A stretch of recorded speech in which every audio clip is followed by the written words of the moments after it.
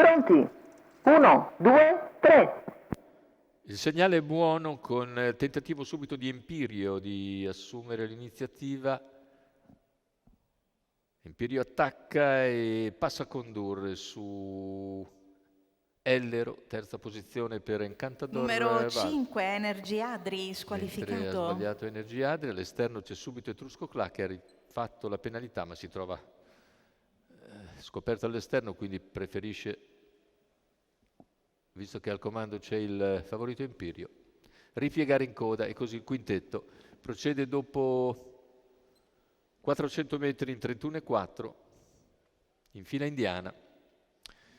Empirio leader, seconda posizione per Ellero, poi Encantador Vad, quindi Esodo Jet ed Etrusco Cla a chiudere il quintetto che continua dopo 600 metri.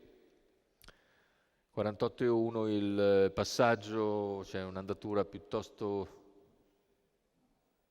blanda imposta dal battistrada. Se ne va il giro, coperto in 1,4,4 con un 16,3 di parziale. Ora si affronta la piegata e intanto c'è la mossa di Esodo Jet che avanza all'esterno sul rallentamento imposto dal leader e si trascina Etrusco Cla, unico penalizzato. Primo chilometro che se ne va in 1,21 con un altro 16,6.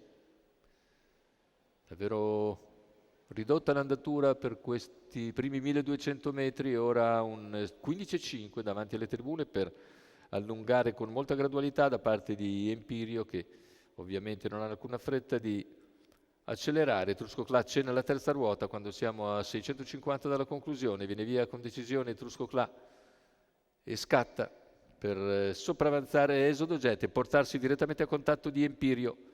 500 al palo con Empirio ora in piena accelerazione. Etrusco Cla al suo esterno lo appariglia completamente. 400 al palo, il parziale ora in 13,8. Si è cambiato decisamente marcia, Ellero più indietro, non riesce a seguire per il momento il ritmo dei primi due che hanno preso vantaggio. Etrusco Cla insiste ma Empirio replica bene. Più indietro Ellero che recupera qualcosa, completamente dalle piegate, ingresso addirittura d'arrivo, in vantaggio Empirio. Etrusco Cla si è accodato e Ellero scatta a centropista, finale con Empirio che vince come vuole, secondo posto per Ellero che sul palo piega Etrusco Cla. 1,17,5 con 28,3 a chiudere.